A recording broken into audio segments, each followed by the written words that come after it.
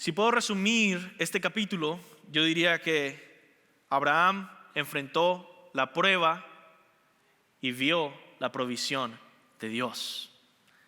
Abraham enfrentó la prueba y vio la provisión de Dios. La provisión de Dios en medio de esta prueba difícil. Antes de comenzar a meditar en este pasaje, yo simplemente quiero recordarles la historia. Que podamos ver nuevamente la historia. ¿Qué sucedió? Abraham no era nadie especial. Abraham era parte de una familia de gente idólatra que adoraba a otros dioses de palo, de piedra. Pero un día Dios se le apareció, le llamó y le dijo que por medio de él y de su simiente iba a bendecir a todas las naciones. Y Abraham era muy viejo. Necesitaba un milagro para que eso sucediera, y Dios le dijo que le iba a dar una simiente, una descendencia que iba a ser más numerosa que las estrellas y que los granos de arena. Y pasaron años, muchos años más, y Abraham y su esposa no tenían hijos. Quizá algunos de ustedes saben lo que significa orar como un matrimonio por años y años sin tener hijos.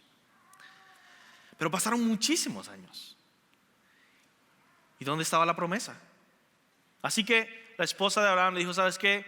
Toma a la sierva, Agar, y quizá ten un hijo con ella. Quizá eso es lo que se quería decir Dios. Vamos a ayudar a Dios. Y tuvieron a este hijo, Ismael. Pero eso no era lo que Dios le había prometido. Luego, Dios le dio al hijo prometido, al hijo de la promesa, a la simiente por la cual vendría la bendición a todas las naciones, el cual es Jesucristo. Dios le dio al hijo de la promesa con su esposa Isaac. Y ahora había un problema. Habían dos hijos. Así que Dios en el capítulo anterior soluciona ese problema porque le dice a Abraham que expulse básicamente a Ismael y a Agar. Esto cualquier familia le devasta. Pero esto es por el propósito de Dios de revelar su mensaje, y vamos a ver esto. Siguiente capítulo es el capítulo que vamos a estudiar.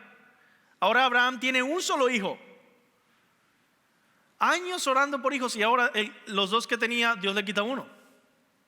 Y ahora tiene uno solo. Su hijo amado. El hijo de la promesa. El hijo que él lo daría todo por ese hijo. Y dice así, versículo 1. Aconteció después de estas cosas que probó Dios a Abraham. Lo puso a prueba y le dijo: Abraham. Y él respondió: heme aquí. Y dijo: toma ahora tu hijo, tu único, Isaac, a quien amas, y vete a tierra de Moria y ofrécelo allí en holocausto sobre uno de los montes que yo te diré. Ahora, hermanos, la palabra prueba es muy importante aquí. Probó Dios a Abraham. Es decir, la voluntad de Dios no era ver a Abraham matando a su hijo, y eso hay que dejarlo claro desde el principio, sino que Dios estaba probando a Abraham. Sé que hay muchos ateos que dicen: bueno, pero si tú tienes fe, vas a ser un loco como Abraham, y de repente si tienes un sueño y dice: bueno, mata a tu hijo, lo vas a matar. Y uno se queda: bueno, ¿cómo le hago? Y el asunto es este, recuerda esto: Dios nunca mandó a matar a su hijo a nadie. Nunca un siervo de Dios vino y dijo: bueno, voy a matar a mi hijo, ¿no? Sino que probó Dios a Abraham y le dijo: dame a tu hijo, toma ahora a tu hijo único a quien amas, vete a la tierra de Moriah y ofrécelo allí en holocausto, sobre uno de los montes que yo te diré. Entonces Abraham, dice la Biblia, rápidamente pasa las escenas, muy rápido. No se sabe cuánto tiempo pasó, pero lo siguiente que leemos es que él se levantó una mañana, muy de mañana, enalbardó su asno, tomó consigo 2 siervos suyos y a Isaac su hijo, cortó leña para el holocausto, se levantó y fue al lugar donde Dios le dijo, Monte Moriah. Vio el lugar y le dijo a sus siervos, espérenme aquí con el asno, y yo y el muchacho iremos allí, hasta allí, y adoraremos y volveremos a vosotros. Y tomó a Abraham la leña del holocausto y la puso sobre Isaac, su hijo. Recuerden, Abraham está viejísimo e Isaac no es un bebé. Tiene que cargar toda esta leña. Está grandecito ya, puede defenderse. Y él tomó en su mano el fuego y el cuchillo y fueron ambos juntos. Entonces tuvieron esta conversación. Habló su hijo, le dijo a Abraham, Padre mío. Y él respondió, heme aquí, mi hijo. Y dijo, he aquí el fuego y la leña y el cuchillo. Mas ¿dónde está el cordero para el holocausto? Esta no es la primera vez que adoramos al Señor. Esta no es la primera vez que hacemos esto. Desde que nací he estado viendo cómo se adora al Señor. ¿Dónde está el cordero? ¿Dónde está el carnero para el holocausto? Y Abraham le responde a su hijo, Dios proveerá el cordero para el holocausto, hijo mío. E iban juntos. Yo no sé si él lo sabía o fue una excusa, pero estaba en lo correcto. Llegaron al lugar donde Dios les había dicho y ahí comienza a preparar todo para el holocausto, para sacrificar a su hijo. Y justo cuando va a sacrificar y él pone el cuchillo en el aire, Dios envía un ángel que le dice, detente, ¿no? Abraham. Y su mano se detiene y entonces le dice que ha pasado la prueba, básicamente. Extendió Abraham su mano y tomó el cuchillo para degollar a su hijo. Entonces el ángel de Jehová le dijo con voces desde el cielo y dijo, Abraham, Abraham. Y respondió, heme aquí. Y dijo, no extiendas tu mano sobre el muchacho ni le hagas nada, porque ya conozco que temes a Dios, por cuanto no me rehusaste tu hijo, tu único. Entonces alzó Abraham sus ojos y miró, y he aquí a sus espaldas un carnero trabado, o sea, apresado ahí en una zarza por sus cuernos. Y fue Abraham y tomó el carnero y lo ofreció en holocausto en lugar de su hijo. Y llamó a Abraham el nombre de aquel lugar, Jehová proveerá, Jehová Jireh. Porque ahí vio la provisión de Dios en medio de su prueba. Entonces, luego de pasar la prueba, él vuelve a reafirmar el pacto abrahámico, el pacto que hizo con Abraham. Y eso es otra parte de la historia. Pero ahora nosotros queremos enfocarnos en esto, en la prueba que pasó Abraham.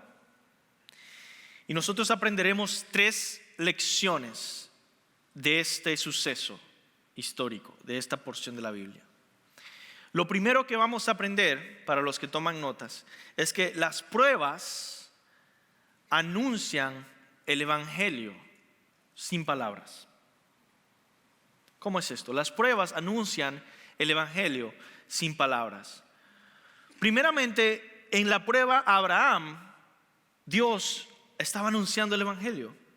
La historia de la Biblia no son historias desconectadas.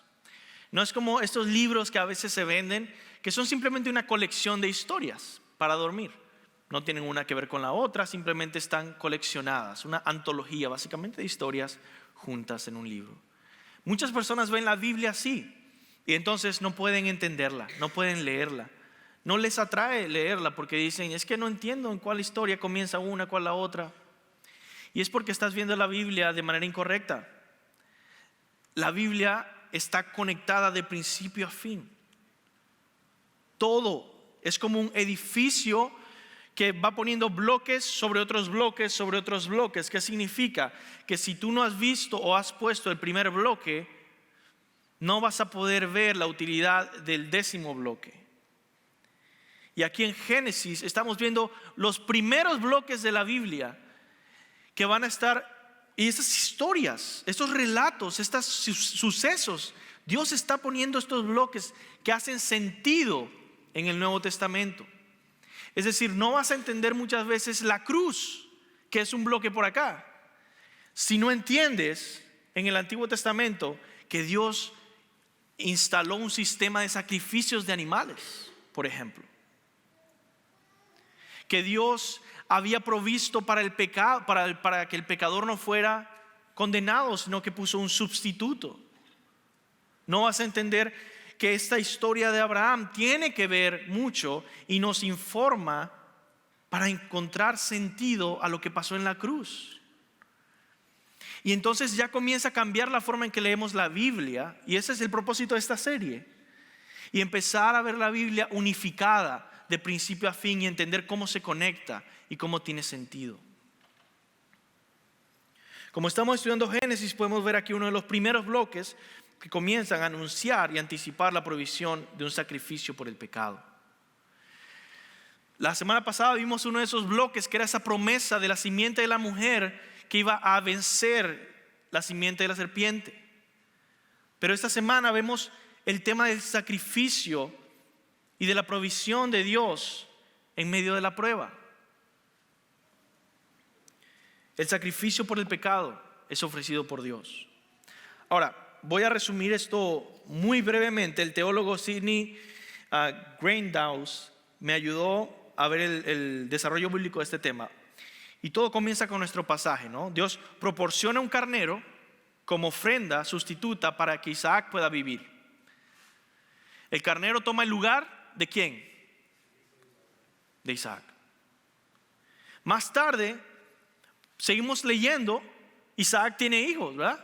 Jacob. Y Jacob tiene hijos, 12, que son las 12 tribus de Israel. Y esos hijos de Jacob, antes de volverse la nación de Israel, ¿qué pasa? Pasa que llegan a Egipto, donde José estaba gobernando, y pasan mucho tiempo ahí, se multiplican y crecen, pero en Egipto son esclavizados. Y cuando Israel fue esclavizado en Egipto, el Señor salvó a sus primogénitos cuando les iba a liberar, por medio de la sangre de un carnero de un año, el cordero de la Pascua. Es decir, el carnero, para salir de Egipto, el carnero tomó el lugar ¿de quién? De los primogénitos de Israel. Y luego seguimos en la Biblia y vemos que son libres ahora y están en el desierto. Y pasan 40 años en el desierto con todas estas situaciones diversas que están pasando y llegan por fin a la tierra prometida. Ofrecieron holocaustos porque ya se había establecido en esos 40 años, Dios estableció un sistema de sacrificios en el que un cordero o un animal iba a tomar el lugar ¿de quién? Del pecador que debía morir. Y son ofrendas por el pecado, ofrendas por la culpa.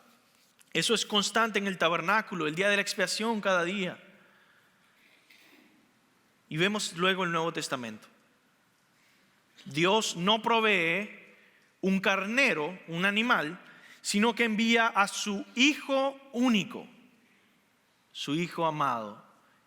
Y dice, he aquí en quien tengo gran complacencia, mi Hijo amado. Y lo envía como una ofrenda de sacrificio que tomará el lugar de los pecadores. Tu lugar. El carnero, simplemente, en Génesis, simplemente era un símbolo. Un carnero no vale lo mismo que un ser humano, ¿sí o no?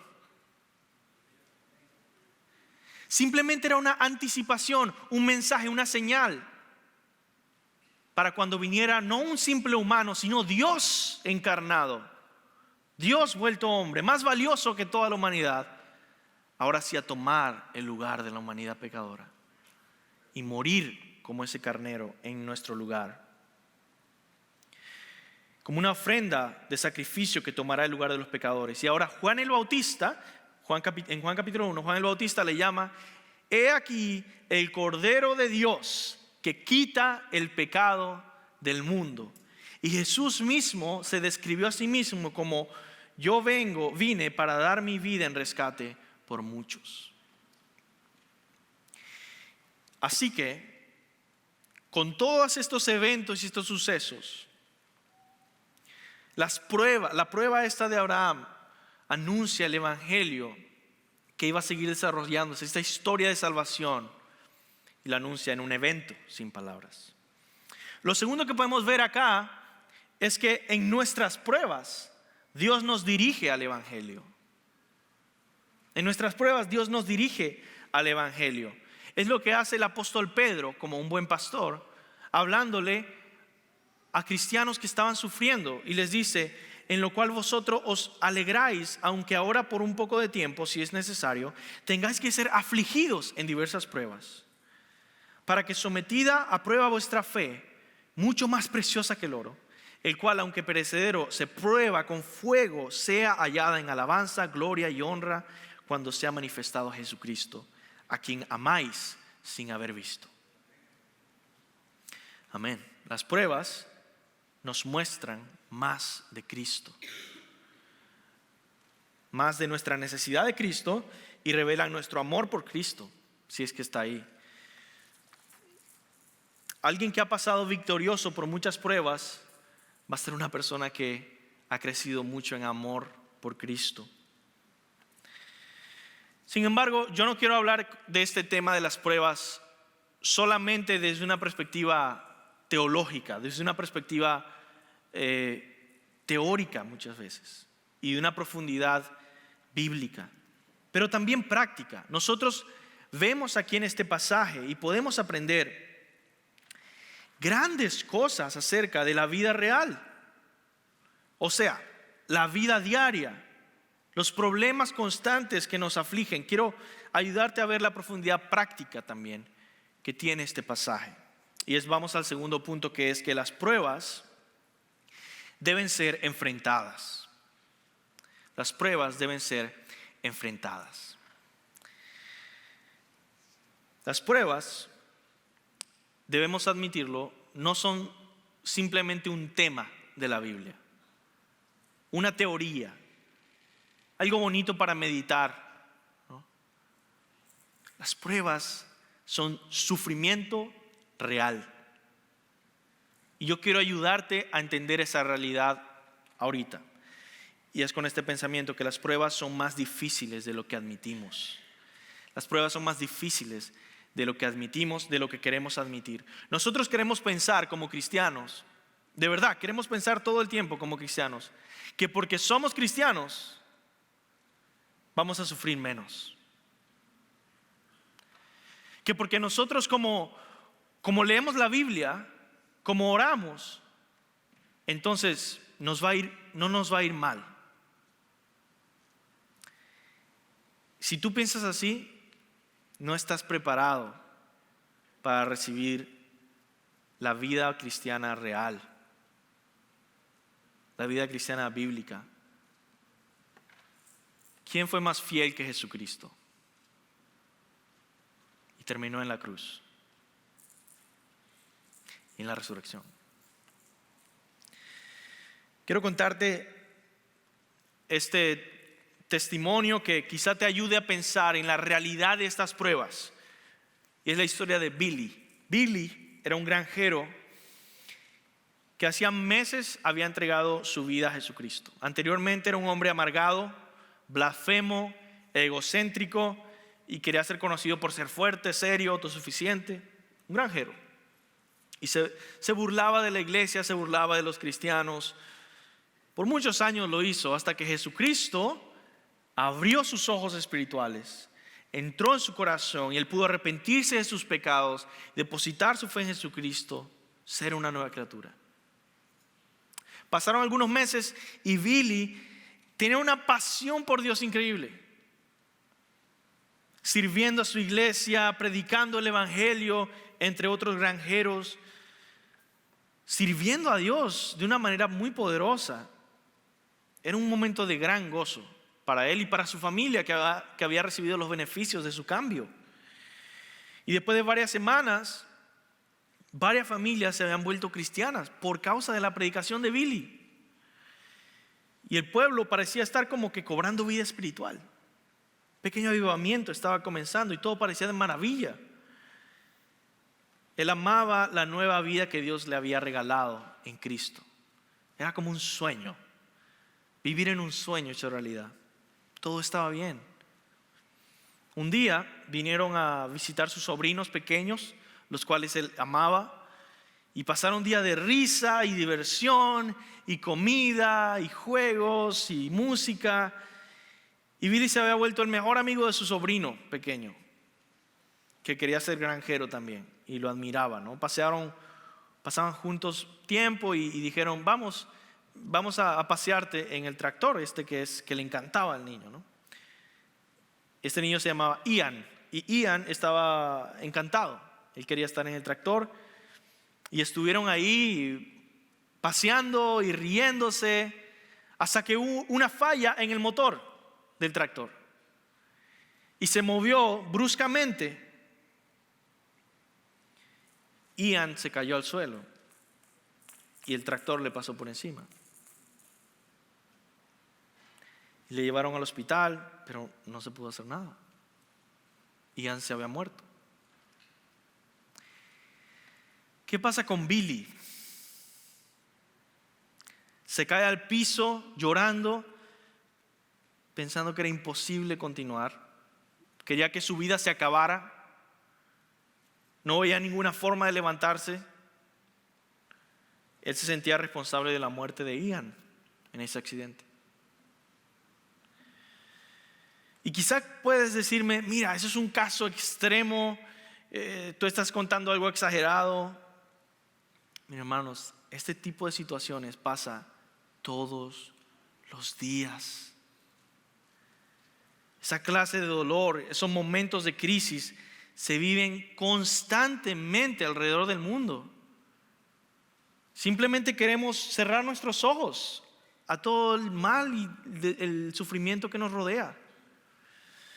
Si vives en esta ciudad, estamos rodeados de este tipo de crisis. En tu propio vecindario, simplemente elegimos no querer ver alrededor, ¿verdad? Es demasiado doloroso, la verdad. Demasiado doloroso. Demasiada cantidad de tribulación a nuestro alrededor. Por ejemplo, de repente hay una esposa hospitalizada porque su esposo la golpeó hasta quedar inconsciente. Hay una madre que pierde su primer embarazo después de haber orado por hijos toda su vida de casada. Hay un diagnóstico de cáncer avanzado que no se puede curar. Hay la noticia de que tu amada esposa o esposo ha muerto de repente. O hay la pérdida de un hijo, que era el caso de la prueba de Abraham. Eso es lo que escribe D.A. Carson, un escritor cristiano. Dice, la verdad del asunto es que todo lo que tenemos que hacer es vivir lo suficiente y sufriremos. Nuestros seres queridos morirán. Nosotros mismos seremos afectados por alguna enfermedad u otra. Vive lo suficiente y las enfermedades de la vejez eventualmente te alcanzarán, agravadas por el hecho de que todos tus amigos se han ido, se han muerto y te han dejado solo. Y estas cosas representan el sufrimiento que tiene lugar en sociedades relativamente estables. Pero ¿qué tal en otras sociedades donde hay guerra, racismo, genocidio, pobreza extrema o hambre? Eso es lo que escribe D.A. Carson. Dios ve nuestro dolor y se compadece de nosotros. Salmo 103:14 dice: porque Él conoce nuestra condición, se acuerda de que somos polvo. Pero Dios no solamente nos comprende, ¿ok?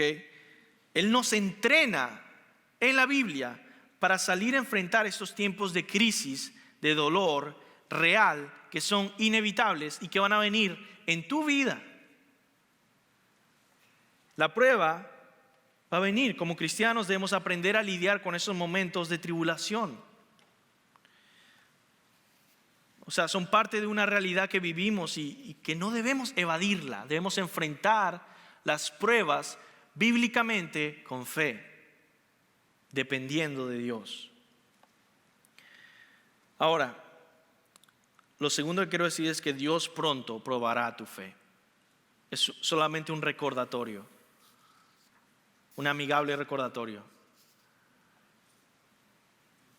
Es así, muy pronto Dios probará tu fe. Y no es una prueba, no es como que hay una prueba en la vida y bueno, ya pasó, ya lo demás va a ser bonito. Es que hay pruebas tras pruebas tras pruebas en nuestras vidas. Y el cristiano para nada está exento de pruebas. La palabra prueba en la Biblia, en el Antiguo y el Nuevo Testamento, se usa sobre todo para decir cómo se prueba el oro y las piedras preciosas, es decir, purificado mediante intensa adversidad. Eso es lo que está sufriendo una joya de oro en el fuego, intensa adversidad que lo purifica. Ese es el significado de la palabra prueba en hebreo y en griego. Ahora, muchas veces Satanás puede estar detrás de las pruebas, lo cual llamamos tentación, ¿verdad? Que es la misma palabra en griego que prueba, tentación. Satanás puede estar detrás de las pruebas, de tribulaciones, aunque Dios siempre está detrás de las pruebas. Hay pruebas, por ejemplo, en el libro de Job, donde Satanás está probando, pero Dios está probándolo también, porque Dios es soberano sobre todas las cosas, Satanás no lo es. También hay otras veces en las que Satanás no está causando el momento de tribulación o de prueba. A veces Dios directamente está probándonos. ¿Dónde está en la Biblia? Lo acabamos de leer, Génesis capítulo 22. Dios está probando a Abraham directamente. Dios usualmente prueba al cristiano. Dios prueba el corazón, la mente, la conciencia, los pensamientos de sus hijos para revelar su vida interior. Ahora, la prueba también puede revelar a veces que la persona no es cristiana. Eso es lo que pasa, por ejemplo, en la parábola del sembrador, que Jesús dice: la semilla cae sobre espinos. Y las aflicciones de esta vida simplemente ahogan la semilla, es decir, revelan que no dio fruto para salvación. Eso es lo que sucedió, por ejemplo, con Judas. En medio de la prueba y la tentación de traicionar a Jesús por dinero, se reveló que él no era cristiano, él no era salvo. Ahora, quizá Dios te ha traído aquí porque estás pasando por tribulaciones y estás pasando por momentos difíciles y no sabes cómo reaccionar. Y déjame darte ese ánimo hoy, y es lo que vamos a hacer pronto. Pero quizá tú dices: ¿sabes qué? A mí no me interesa mucho este mensaje porque yo no estoy pasando ninguna aflicción ahorita. Yo no estoy pasando ninguna gran prueba. Así que quizás este mensaje es para otra persona. Déjame decirte, mi hermano, la prueba no solamente es sufrimiento. La prueba puede venir en forma de prosperidad. La prueba puede venir como oportunidades de éxito, con ofertas de trabajo, con invitación a un estilo de vida de indulgencia y comodidad, con amor a la vanidad de esta vida y a las promesas de este mundo. Las pruebas también se parecen a Satanás hablando a Jesús en el desierto, ofreciéndole pan, todos los reinos de este mundo. Es decir, las pruebas vienen en diferentes formas, no solo en el sufrimiento. La pregunta, por supuesto, es si estás listo ¿Estás listo para ese momento de sufrimiento, esa prueba, para pasarla con fe? ¿O estás listo para ese momento de prosperidad, para pasarla con fe? Y no abandonar al Señor en la prosperidad, porque ya no lo necesito. Y no abandonar al Señor en el sufrimiento, porque le tengo rencor. Pasemos entonces al último punto, viendo estas cosas prácticas. Quizá lo más práctico que puedes tener para lidiar victoriosamente con las pruebas es ver el propósito que ellas tienen en tu vida. ¿Ok? Entonces las pruebas sirven propósitos gloriosos y eternos. Eso es lo último que vamos a ver. A pesar de ser terriblemente difíciles, aún así las pruebas tienen un efecto beneficioso para nosotros y tienen un propósito glorioso. Por ejemplo, al igual que la disciplina, las pruebas no son agradables al principio, dice la Biblia, Hebreos 12:11. Es verdad que ninguna disciplina al presente parece ser causa de gozo, sino de tristeza. Pero después da fruto apacible de justicia a los que en ella han sido ejercitados. Hay frutos. Es decir, nadie va al gimnasio o practica algún deporte diciendo: el primer día me va a ser fácil, ¿verdad? No va a doler y voy a tener músculos. No. Le duele, usualmente el primer día de gimnasio, no puede caminar al siguiente día y dice: ¿qué está pasando? Bueno, él continúa yendo a ese gimnasio, es porque el fruto va a ser en el futuro, y él lo sabe. Así, cuando nosotros pasamos por estas pruebas, ver nuestra mirada como viendo al invisible en el fruto que va a tener estas pruebas. Y quiero ver rápidamente, para terminar, 6 frutos que vienen de las pruebas, 6 propósitos de Dios para las pruebas. Primero, las pruebas revelan la realidad interior. Dios va a hacerte pasar por pruebas. Dios va a hacerme a mí pasar por pruebas, tanto en sufrimiento como en prosperidad, para revelar mi vida interior. Es lo que sucede con Abraham, revelando que él va a dar a su propio hijo. Quizá tú tienes el mismo problema de Abraham. Y quizá tu hijo es tu ídolo. Y mucho cuidado, mi hermano. Si tú prefieres a tus hijos en vez de a Dios, simplemente es una señal que estás caminando a una condenación eterna. Como dice Pablo en Romanos, cambiando a la creación por el Creador, adorando a la creación en vez del Creador. Pero quizá te ayude a madurar y a crecer. Por ejemplo, en Proverbios 17:3 dice: el crisol es para la plata y el horno para el oro, pero el Señor prueba los corazones. Necesitamos esa prueba. Jeremías 17 dice: más engañoso que todo es el corazón, y sin remedio, ¿quién lo comprenderá? Yo, el Señor, escudriño el corazón, pruebo los pensamientos, para dar a cada uno según sus caminos, según el fruto de sus obras. Necesitas saber cuál es tu condición espiritual, y Dios te va a hacer pasar por pruebas y vas a ver tus debilidades y tus fortalezas. Yo he pasado por pruebas difíciles, quizá en aspectos económicos, hace años atrás, o varias veces, y cada vez que venía otro problema de situaciones económicas, cada vez yo veía mi reacción y podía decir: wow, el Señor me ha hecho crecer un poco más en confiar en que Él proveerá. Y esa es la experiencia de cada cristiano genuino. Dios te hace ver tu interior. Segundo, las pruebas perfeccionan nuestra fe. Perfeccionan nuestra fe, nos hace crecer. Y si estás anotando, yo te puedo dar 4 cosas en las que los perfecciona. Perfecciona en pureza. Purifican tu fe. Nuestra fe muchas veces se va contaminando con las cosas de este mundo, y mediante la prueba se purifica y esas cosas quedan atrás. Y necesitamos esa purificación de nuestra fe constantemente. Así que se perfecciona en pureza. Segundo, en fortaleza. Nuestra fe, al ser probada, va agarrando más fuerza, va agarrando más resistencia. Podemos ser cristianos más seguros de que Dios es nuestro Señor y Salvador. No solo en pureza, no solo en fortaleza, sino también la fe es expresada en la prueba.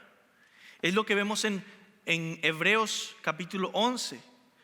Cada vez que hay una prueba, eso simplemente hace que se exprese la fe. O en Santiago que dice, bueno, muéstrame tu fe sin obras, yo te muestro mi fe con obras. Es decir, la fe no se puede expresar sino en obras. En esa situación que Dios dice, dame tu hijo, y entonces hay una obra, hay una acción y expresa tu fe. Y cuarto, incremento. La prueba incrementa nuestra fe. La prueba incrementa nuestra fe. Hay esta oración, ¿no? Señor Jesús, ayúdame a crecer en la fe. Y el Señor lo va a hacer y lo va a seguir haciendo. Y yo sé que algunos de ustedes dicen, no, ¿sabes qué? Yo no le pido a Dios que me dé madurez, yo no le pido a Dios que me dé paciencia, yo no le pido a Dios que me incremente mi fe, porque entonces me va a enviar pruebas. Lo he escuchado 1000 veces, no solo aquí, en varios países. Yo no le pido a Dios paciencia porque después me va a dar pruebas. Déjame darte una noticia, mi hermano. Dios te va a hacer pasar por pruebas, lo pidas o no. Esa es la vida cristiana. Él es un padre responsable. Como un padre va a enviar a su hijo quizá a la escuela, aunque su hijo se lo pida o no se lo pida. Ese es el asunto, que nosotros podemos enfrentar las pruebas y abrazar el diseño de Dios, o estar huyendo mientras Dios, en nuestra inmadurez, mientras Dios igual va a seguir haciendo lo mismo, poniéndonos en pruebas. Si estás pasando por una prueba hoy, Dios quiere decirte que aunque la prueba es dura, el resultado vale la pena. Vale la pena. Si pasas por la prueba, tu fe será purificada, fortalecida, afirmada, incrementada. Y si pasas por la prueba, sabrás lo que es caminar con perseverancia y más confiado en Dios.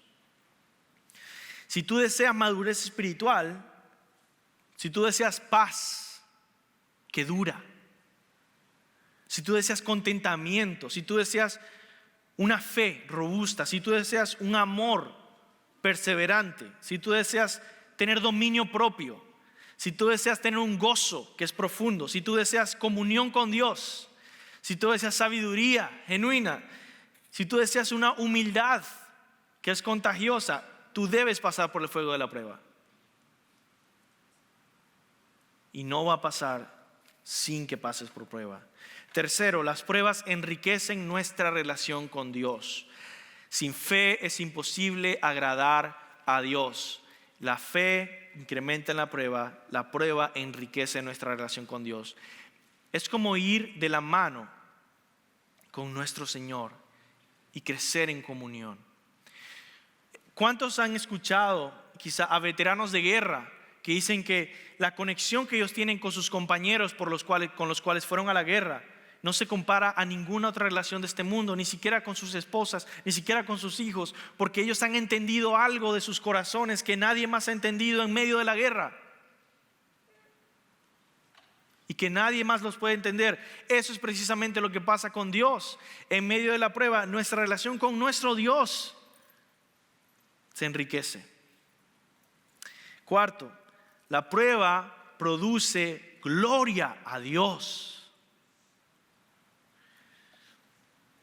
¿Por qué? Porque expresan, Dios es digno de confianza. Es lo que pasa con Job. ¿Se acuerdan? Dios es glorificado en Job porque Job no maldice a Dios aun cuando le quitan todo. Produce gloria a Dios. Y tú y yo, como cristianos, queremos ser fábricas de gloria para Dios. Queremos producir gloria para Dios. También pasa con Gedeón. Eso es lo que sucede con Gedeón. Dios le dice que vaya acortando su ejército más y más y más y más, hasta un número ridículo. ¿Para qué? para que al vencer Dios sea glorificado. Las pruebas glorifican a Dios. Quinto, las pruebas producen recompensas eternas. Santiago 1:12. Bienaventurado el varón que soporta la tentación, porque cuando haya resistido la prueba, recibirá la corona de vida que Dios ha prometido a los que le aman. Es decir, estás invirtiendo eternamente cuando pasas la prueba con perseverancia. Y por último, para terminar, las pruebas nos transforman a la imagen de Cristo. Para eso estamos tú y yo aquí, para eso existimos, es el propósito de nuestra vida, ser conforme a la imagen de Cristo. No huyas de la prueba, no abandones la prueba, enfrenta la prueba dependiendo de Dios, sabiendo que el fruto de esa prueba va a ser gloria para Dios y estar transformados a la imagen de Jesucristo. Si vienen tribulaciones a tu vida, fracaso en los estudios, por ejemplo, o un desempleo, o dificultades familiares, o el fallecimiento de un ser querido, o viudez, o un divorcio por adulterio, o abandono, o abuso, o la rebelión de un hijo, o las adicciones de un ser amado, o que vengan enfermedades, o que venga escasez, ¿cómo vas a responder ante esas pruebas? Esa será la prueba. ¿Harás trampa en el examen? ¿Mentirás para conseguir el próximo trabajo? ¿Confiarás en Dios? ¿Dejarás de asistir a la iglesia por los problemas familiares? ¿Dejarás de orar por tu ser amado porque ves que no hay esperanza? ¿Te dejarás dominar por la desesperanza a causa de ser viudo? ¿Perseverarás en la fe aunque tu hijo haya abandonado a Dios, o tu mejor amigo, o tu pastor? ¿Seguirás confiando en Dios aunque parezca imposible vencer la circunstancia? ¿Tomarás el dinero que no es tuyo por la escasez? Todas estas pruebas, mis hermanos, vienen. Cada vez que las pasamos, Dios es glorificado. Tú eres bendecido. Porque esta leve tribulación momentánea produce en nosotros una cada vez más excelente y eterno peso de gloria. 2 Corintios 4:12.